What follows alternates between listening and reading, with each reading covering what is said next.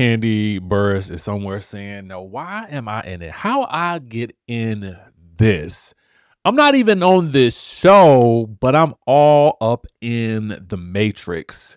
Kandi speaking out, y'all. Kandi speaking out, and Joseline is giving us quite a bit of tea. When I feel like the story, it will look like it's about one thing, but then when I listen to it, I'll be like, oh, you was making that kind of bread back in the day? Let's get all the way up into it. Sky Squad, we're back in the building. Let's get into what Kandi has to say about all the talk about her while she's not even on the Real Housewives of Atlanta. And do you agree with this? And why do you think this is? All right, so let's get into it. So Kandi, shout out to our friends. This is where this is from, no chaser right now. But Kandi says, I'm just trying to live my best life, and every other week my name gets dragged into some bull-ish. The headline reads, Kandi's fed up. Is Kandi always being mentioned? Well, let's see. Let's see, because no chaser pulls the receipts. Kandi and Rashida and Toya. Shamea clarifies in yesterday's interview with Carlos King that Kandi and Rashida and Toya never told her not to be friends with K. Michelle. What Shamea says is that K. Michelle wanted to go someplace with her, and it was like, well, no, Kandi's going to be there, so I just don't, that's probably not going to work. Shamea then also says, she told Kandi the same thing, that, K. Michelle wanted to come, and Kandi was like, well, yeah, that because I'm cool with Rashida. Now, see, for me, that's probably the part for Shamea that I would have left out because of this interview. I would have left that out, mainly because it's just going to now put her potentially in a bad space with repeating what Kandi has said, right? And I think it's one thing for Shamea to think, I'm not going to try to mix y'all two because I just don't like mixing friends in that type of group like that without y'all having your own little sit down first or something. I don't know. I get Shamea's logic here. I do, because I think we've all been in situations where we're friends with somebody who's not necessarily cool with somebody else. And we probably have to try to figure out how we're going to juggle the two friendships. I can see that happening, right? But I could also see how the end result of that could be for K. Michelle that, dang, these people still don't like me, right? Dang, it's more people that don't, so I can kind of get that, but I digress. Let's get on to the next mention of Kandi. Okay. K. Michelle tells Pinky Cole her version of the story, and it is that Shamea says, none of my friends want me to be friends with you. K. Michelle then says she's not thinking about candy-coated nights, which is where we got the notion that it was potentially Kandi's name mentioned. And we were right. Kandi's name was mentioned as confirmed by Shamea, but in the way the two people describe this story is very different.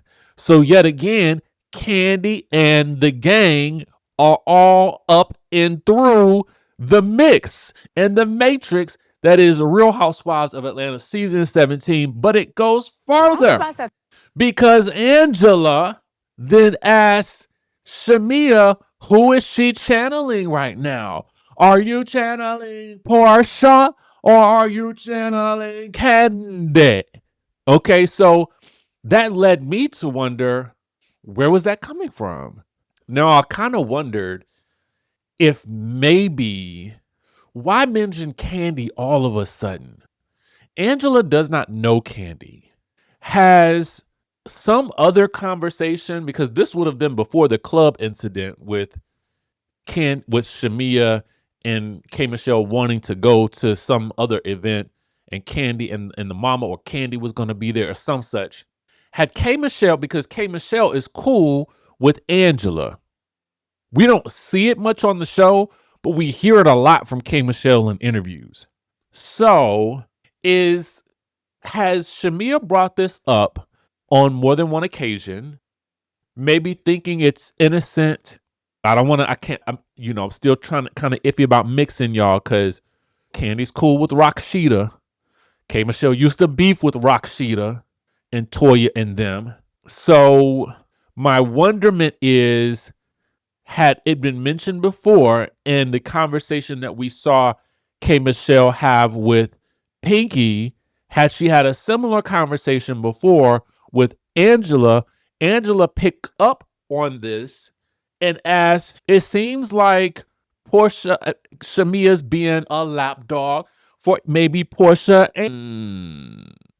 See, this is where the plot thickens for me. And I feel like I'm forced to ask all these questions.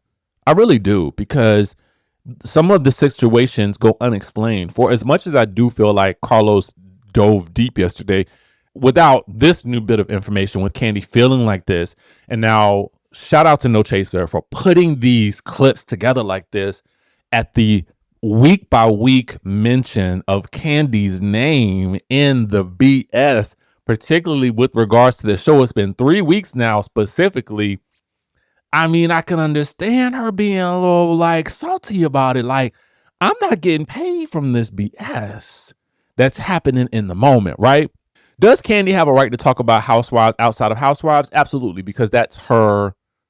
I think if she's talking about her lived experience, but I don't really feel like I see much of her commenting about it, maybe unless asked, maybe when she was on Watch What Happens Live, but I don't really see that. When I watch her speak on it and stuff like that now, what I see is her having interviews, right? That interview with Tisha Campbell, I try to tell y'all, that right there, Tisha Campbell dropped so many bars, okay? So many bars, like life bars. Go watch it. I promise you won't be disappointed. So let's move on. All right. So Kandi's fed up. She better stay prayed up, because I got a feeling it's not over, Kandi. You better go ahead and get used to it. You might want to start trying to collect some residuals. Speaking of residuals, baby, shout out to the Puerto Rican princess, Joseline, who is featured on the We in Miami podcast. Man, let me tell you something. I love the DMV area. I do. Don't get me wrong. But I also love me some Miami, baby.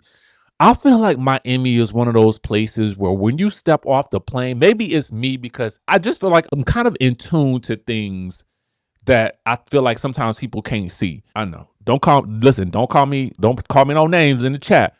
But if you know me, then you know this to be true, right? And I feel like Miami is one of those places where I can literally see money circulating. Okay. Money is circulating hard and fast there. And if you are somebody who is in tune mentally, okay, and I would say maybe spiritually to a certain degree, right? And I'm not necessarily speaking just about like religion. I'm just saying, if you can hear and see these types of things, you feel it. That's all I'm saying. Okay. Now, so shout out to the We in Miami podcast. Joseline was on the show. Now, Joseline has the network Why Are You Here TV. And Joseline is also expecting. So Joseline, this clip, I actually saw it first on the Jasmine brand, but I wanted to come over here to We in Miami podcast and see if there was anything more that was posted. So here's what's going on. Joseline is talking about Love and Hip Hop ending. And she really gets into talking about how when she watched it after she left, the show became boring because they were bringing on nobodies. Okay. She was also saying that and they were doing that because the network could no longer afford to pay bigger stars like her. Right. And so my first thought was Joseline, who while I don't necessarily always like the content that she is a part of, I do admire her business acumen and hustle, okay? The hustle of it all, because she's been smart enough to make smart plays in this industry that can, for most people, chew you up and spit you out, okay? You know what's funny? I'll get into what I made on the show that I was on. I'll do that on one of my other channels, just to kind of give you an idea of what the world of reality TV is like, but how you need to use it just as much as it uses you. And it can be a synergistic thing if you do it right. And Joseline clearly did it right, even though she, I think, made there's some interesting choices that she made. Anyway, let's get into the tea of it. The tea for me, though, is that she said that she was making $50 an episode back then. So baby, I said, oh, let's start doing some math on a 15 episode season, baby. Joseline is making the coin. And if that season had a reunion, she's making over $1 million. Okay. Let's say, even if they did 16 episodes, let's say they did 17 episodes and they didn't get paid any different for a reunion. So let's say 17, because 16 is a good round number. I don't know how much they were, because I felt like they did the seasons different back in the day. So let's go back and look at that. All right. So 50,000. My bad. 50,000. I'm putting 15. I'm doing the math on my calculator right here. So 50,000, baby. 50,000 times 16. Now let's say 17, because we're going to add in at least one reunion episode.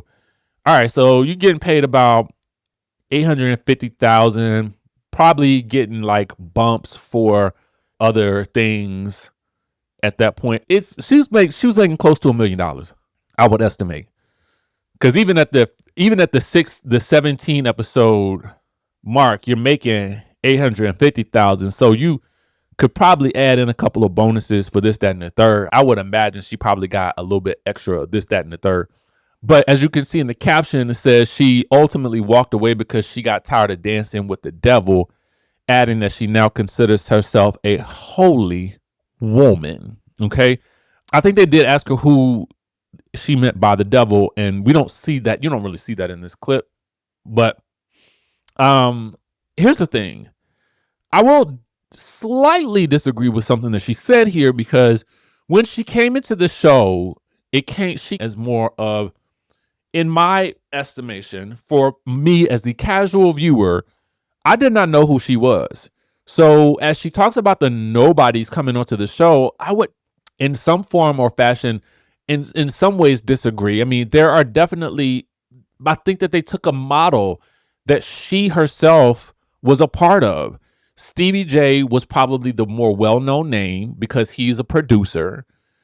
I don't think we knew Mimi like that. Now, I'm not saying the people in Atlanta did not know, and I'm not saying the people of Atlanta did not know Joseline. I'm talking about the bigger audience.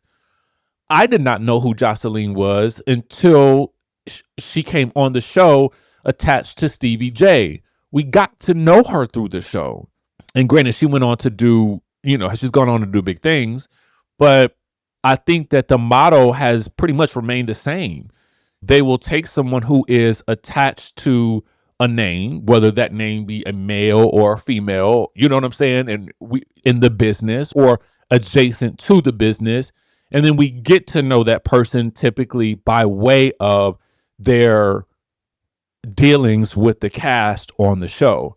That was what happened with Joseline. And it just so happened that Joseline ended up being a breakout star. She also says K. Michelle. She equates herself to K. Michelle in this instance where she talks about stars coming into the show. It's an interesting watch. I would definitely have to say the full episode of this will be out soon. So hopefully we'll get to see that whole thing ourselves when they drop the full episode. But this clip right here is definitely enough to get the people talking.